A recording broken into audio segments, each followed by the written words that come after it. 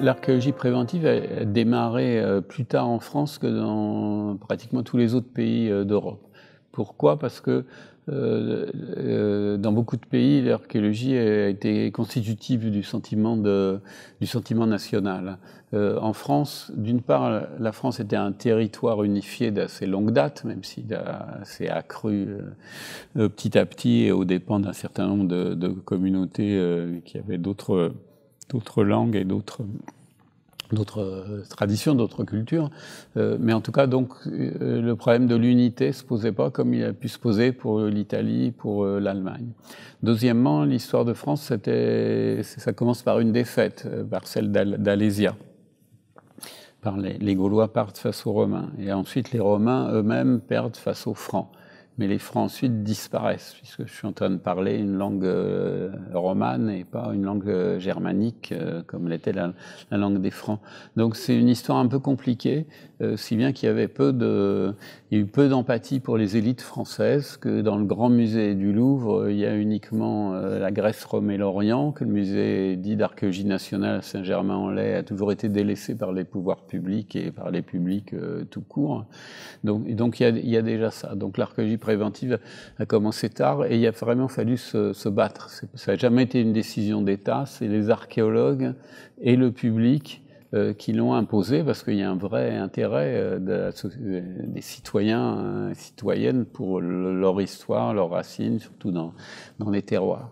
Donc il a fallu quand même attendre 2001 pour avoir une loi sur l'archéologie préventive et qui en même temps créait l'Institut national de recherche archéologique préventive, l'INRA. Alors que l'école française d'Athènes pour fouiller en Grèce a été créée en 1846. Même actuellement, avec les grands aménageurs, on n'a pas tellement de problèmes. Je veux dire, les autoroutes, les lignes de TGV, les grands lotissements. Pourquoi? Parce qu'ils vont simplement répercuter le coût de l'archéologie et que le coût de l'archéologie dans un programme d'aménagement, c'est 1 ou 2% en moyenne. Donc, ils se font une image d'amis du patrimoine et ils répercutent le prix. Les ennuis, on les a toujours avec les politiques, avec les élus locaux, pour qui il y a une sorte d'illégitimité fondamentale de l'archéologie.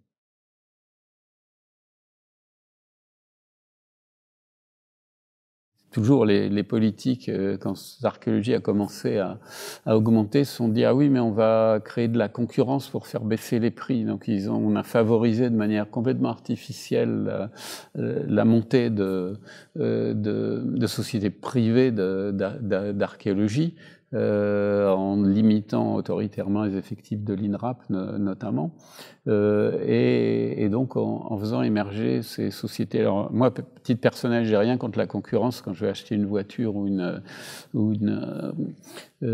un ordinateur, mais là on n'est pas dans l'archéologie, c'est de la recherche scientifique. Donc l'aménageur, il veut pas la meilleure archéologie possible, il veut juste qu'on lui débarrasse son terrain très vite et le moins cher possible.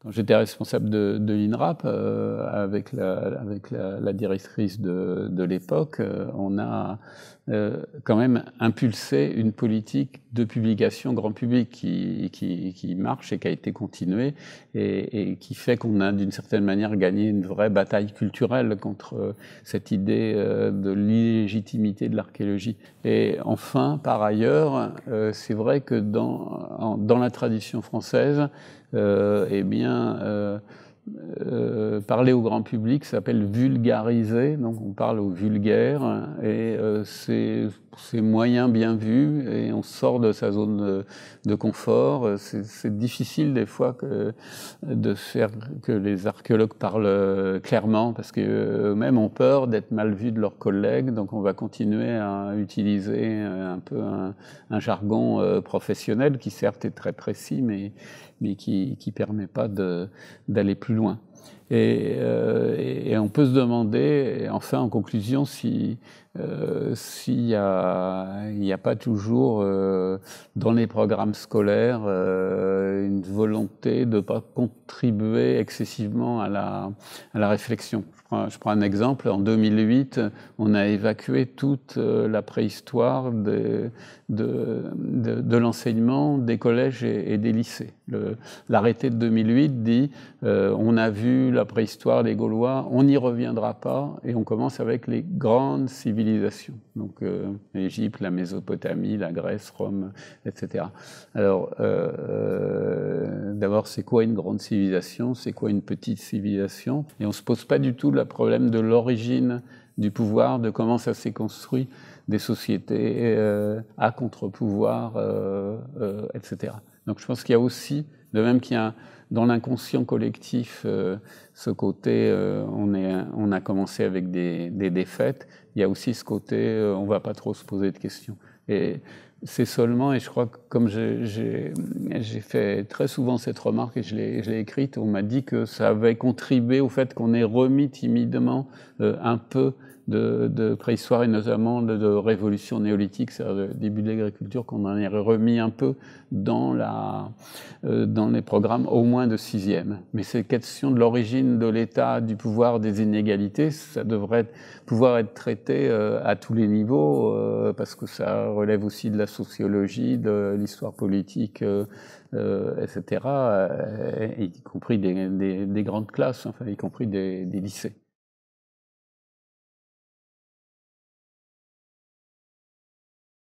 Il y a un décalage complet, en fait, entre le niveau politique, puisque justement de résistance à l'archéologie préventive en particulier, mais aussi les programmes scolaires, etc. Donc un décalage complet entre la volonté, ou plutôt la non-volonté politique, et l'intérêt du public. Le public est passionné, évidemment, d'archéologie, parce que c'est toujours la question de l'origine qui taraude les enfants, aussi bien comment on fait les bébés que d'où venons-nous, etc. Et les archéologues, c'est un des métiers que veulent faire les enfants. Et moi, constamment, je rencontre des adultes qui me disent « Ah, j'aurais tellement voulu être archéologue ». Donc c'est vrai que ça fait rêver, simplement. Il y a un petit nombre, il faut être un peu obsessionnel comme moi pour le faire de bout en temps, prendre la décision à 7-8 ans et puis continuer jusqu'au bout. Mais c'est vrai qu'il y a une vraie passion, et c'est pas seulement le côté Indiana Jones ou le côté c'est beau, etc. C'est quand on fait une conférence dans un village ou sur un chantier, ben, les gens vont poser des vraies questions sur d'où venons-nous, où allons-nous, et l'archéologie et l'histoire permettent de répondre à ça. Et l'intérêt du public, c'est pas simplement fantasme des origines et des trésors. Il y a au fond une recherche de comprendre d'où vient cette société, qu'est-ce qui est arrivé par le passé, qu'est-ce qui fait qu'on est un pays, qu'on est là ou ailleurs, y compris souvent les services archéologiques de collectivité, là, de ville ou de département, ont des actions, mènent une archéologie de proximité, des actions de diffusion qui sont très intéressantes. Et par exemple, celui de la Seine-Saint-Denis, département qui est par ailleurs défavorisé socialement, organise souvent des visites de chantiers archéologiques. Et sur ces visites, il y a des gens de toute origine, mais qui vivent là définitivement, et qui donc s'intéressent à l'histoire de ce territoire. Donc ils n'ont pas besoin d'être de souche et de descendre directement de Vercingétorix pour s'intéresser. C'est une manière d'habiter aussi son territoire. C'est pour ça que beaucoup de collectivités ont créé des services archéologiques.